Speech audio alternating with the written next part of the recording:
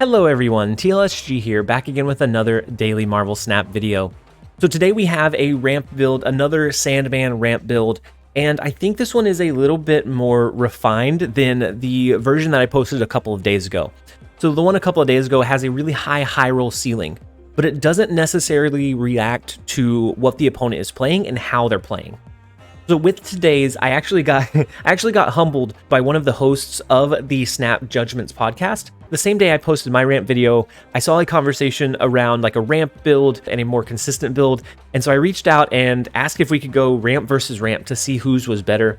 And it was a very close match, but this one won in the end or overall.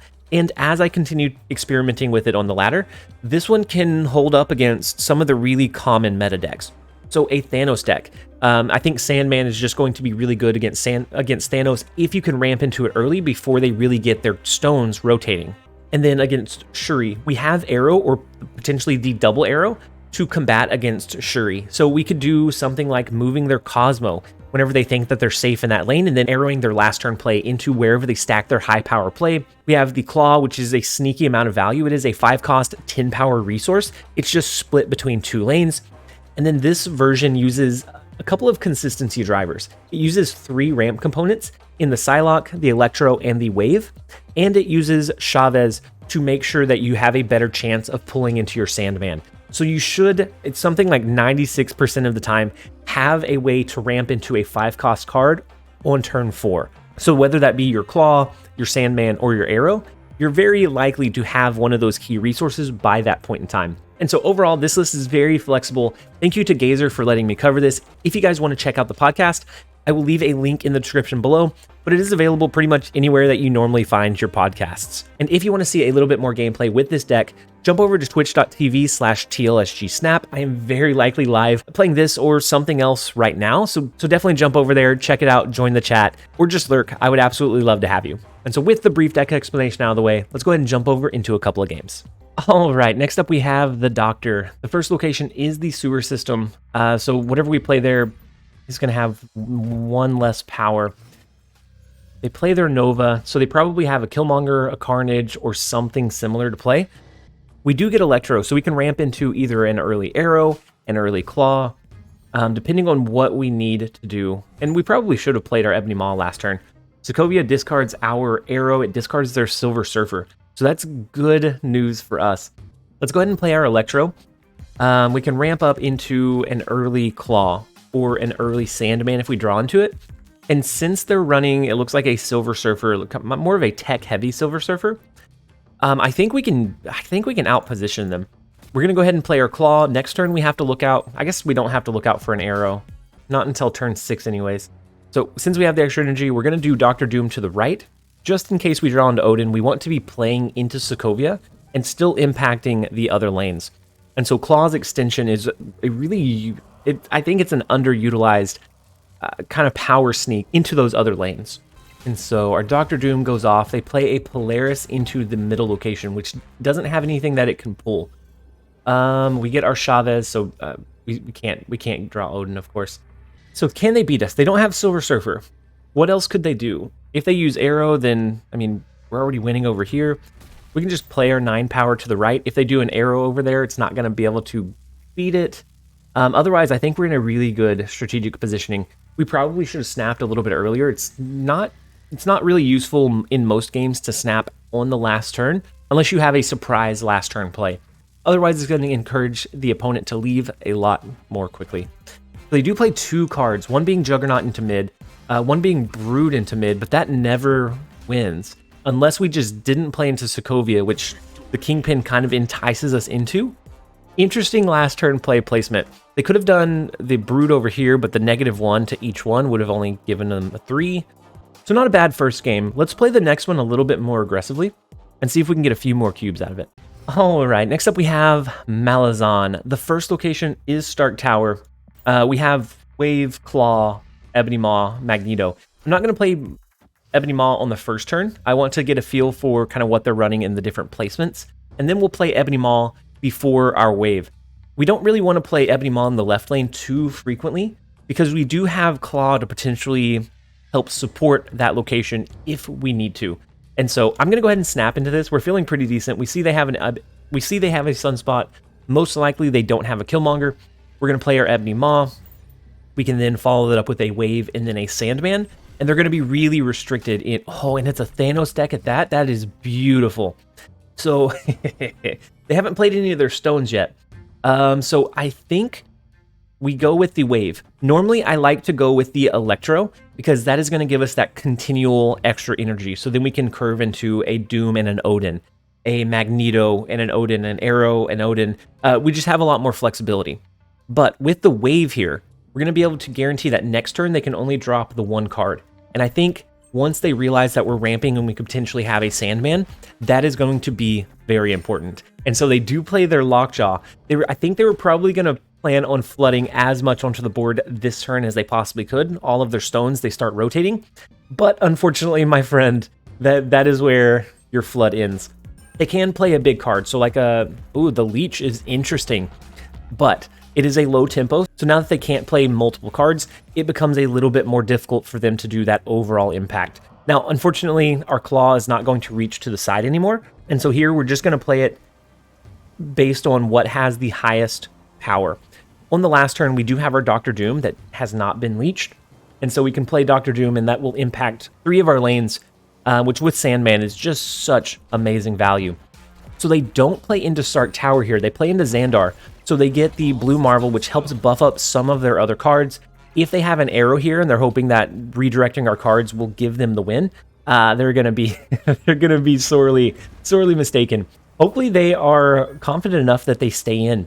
They probably do something like what, a Thanos or maybe a Magneto. But with Dr. Doom, I don't think there's any scenario. They do play the Thanos, but we win middle with our Dr. Doom. We win right with the Doom bot, and the Thanos, although he wins his lane, he does not win the others. We will go ahead and take the 4 cubes. This ramp deck, the Sandman version, it doesn't hold up great against Shuri a lot of times. You have to lean on a very lucky Magneto or Arrow or Double Arrow, but it does do very well against the very common Lockjaw. And so we will go ahead and take our 4 cubes. Let's go ahead and jump over into the next one. All right, next up we have Glow Raspberry. The first location is Elysium, so we can actually play a turn 3 Sandman, just like the good old days. They don't have a Thanos list, but they do have the Sunspot and the armor. So I think we're gonna end up going with something like this.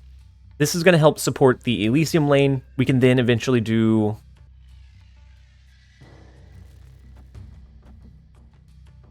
I mean, I like the thought of this not being able to be Killmongered, so the Ebony Maw over here. But I also like the thought of it turning into a 4-cost symbiote, now that the patch has changed that. And we can also support it with the Claw. We can do Sandman over here. We don't have to worry about only being able to place it in this far right lane. I like this placement just a little bit better. We're going to be able to play a turn 3 Sandman, which is absolutely nuts. And then if they're wanting to do like a really cheeky last turn play. Ooh, and we get the Sunspot value before... Oh, we get the Sunspot... Oh, no, wait, we can't. Never mind. We have Electro.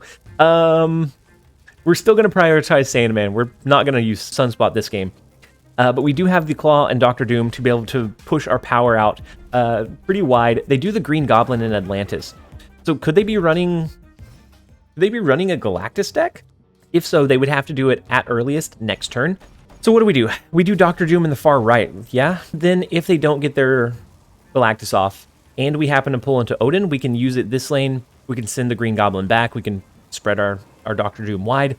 If they try to use it next turn, we're going to have Arrow, so we should have priority going into that turn. The Shuri into Clintar is big. That means their next turn play is going to be pretty large. They could be trying for a turn... Could they be angling for a turn 6 Galactus? Because with Shuri, they're not going to drop Galactus this turn. So I think instead of doing our Arrow this turn, we're going to do something like maybe Magneto that pulls their symbiote over into the Atlantis lane. If they hit us with the double-powered Hobgoblin, we have Arrow to maneuver their cards out of this lane. So even if we don't have the win, we'll be able to have the win. This will give us the lead in these 2 lanes, so we'll have initiative. And the 12 power, I think, is pretty flexible. So we pull their symbiote over. What do they play in mid? I'm a little bit afraid of this middle location. The double powered Hobgoblin does come down, and so we still have initiative on this turn. They're not going to do a Galactus though. Like, there's no way that they do a Galactus knowing that it's only going to be 2 power here, right? They wouldn't do that. And Odin would be beautiful right now. So I think all we have to do is play more than 2 power in Clintar, yeah? I mean, because we could do the arrow to pull their cards over, but as long as we beat whatever they play here and it can't go wide, then we're perfectly fine. I could have seen a scenario where they did like a destroyer, maybe a destroyer here, and then let this soak by 1. There were a couple of different play lines depending on what they were actually running. This was such a curious deck, depending on what they were actually running. But we will take the 2 cubes and let's go ahead and jump over into the next one. All right, next up we have Windrake. Sakara is going to pull into one of our cards after this turn. I hope that it's Claw, but if it's not Claw, then I hope that it's Arrow. The one that I don't want it to be is Odin. So we have the Sunspot that's going to come down. I'm going to play it into Sakara anyways. We don't have any like negative downside from any of the cards that get pulled into there. But we'll see. We'll see what we end up pulling into. The Odin, why? The one card that we didn't want it to be, which is fine. I guess it's fine. The She-Hulk comes down in Sakara, so they can't do any kind of sneaky like double down or anything like that. The hub gives us... we don't pull into one of our ramp components. The hub actually pulls into a ramp component for us. I'm going to go ahead and play Ebony Maw into the left lane, because next turn we're going to want to Psylocke into a turn 4 5-cost drop. Normally I want to angle Claw where I can push it into the Ebony Maw lane if needed, but since we have the Sunspot there, I think we're okay. And actually we get some great value with Gamma Lab here. Instead of Psylocke, we're going to go with Electro. We're going to have that continual ramp and not have the downside from the Electro himself. So they do play 2 cards into Gamma Lab. They out tempo us there. So that could end up being our lost lane where we end up using like an arrow to pull there. And now we get our Psylocke, which is unfortunate. We pull into our Psylocke. I think we do our Claw into middle. It's not fantastic. Not even really that good, but it is 10 power for 5 cost. So we're dropping 10 power onto the board on turn 5, which is pretty decent. They play into the hub. They play Polaris, which pulls our Sunspot over. Okay. That's not terrible. We still have a lot of value in left. That helps us a little bit in middle. And then now we have our Doctor Doom. Next turn, we're going to draw into our Chavez. So it looks like we're going to angle in for the Doctor Doom into an arrow and hope our ideal goal is to outpower them here and here, depending on what all they can flood. They had the She-Hulk. They had the Polaris. They have the arrow now, which is an interesting one. But that's okay. It didn't really matter where we played our Doctor Doom. So the only benefit that we have here is that we have made it a little bit tricky for them to know where to push their power. We've gotten this lane within 1, and we've gotten this lane within 3. So I think I'm going to do the Chavez into this lane, just in case they have a Shang-Chi. If they have a Shang-Chi, then that destroys us here, and I think we'd be okay in this lane. That's our hope. That's our hope. That's what we're shooting for. I don't know that they beat us in the left lane unless they have a Killmonger. Then they would have to play the Killmonger into that lane to be able to beat us. But it's a lot of uncertainties. So there's a lot of unknown with this deck and being able to be as flexible as it is. So this deck reminds me a lot of the deck that I posted a while back that I said was the most frustratingly flexible deck that I had ever played, because there's always multiple play lines depending on what you draw into and depending what your opponent plays, the locations, and it's very adaptable. So they do play 2 cards. The Red Skull into the right lane is the wrong call. We do they took a 50-50 shot of where they should play their cards and what would be the winning play, and luckily for us they chose wrong. We are able to sneak out the 4-cube victory. Not an easy 4-cube, but what I've found with this deck is that it's always really close games, and a lot of times you can find ways to squeak out wins where you might not think that you could, which allows you to gain or lose bigger cube games in the process. All right, next up we have a little Stitious. Not a lot Stitious, just a little bit. I'm going to hold our Ebony Maw here. We have it, we could play it. We could play Psylocke next turn, but I think we're going to wait 1 turn just to see. The Claw into Olympia is always great value, I think we're going to take a gamble. We're going to play Ebony Maw into the unknown. I like being able to play Claw into Jotunheim because that's typically not going to have power played there until the last turn unless they're running a Luke Cage build. And so I like being able to push power over there even without having a card directly in that location. And so the last location turns out to be Xandar, which is perfectly fine for us. We can now ramp into a Claw on 5, a Doctor Doom on 6, maybe an Arrow on the last turn. We could also wave here, but since they're not running a Thanos deck, I don't think we necessarily need to. If we draw into our Sandman, we will prioritize that over our Claw. It is in our bottom 2 cards. And I don't think we've drawn Odin like this entire game or this entire video. It's been like 6 games in a row where we have not seen Odin at all. So the Claw is still phenomenal value. They can't Enchantress it. Next turn, we can do maybe a Doctor Doom here, or we do a Magneto into middle to pull their Cosmo over.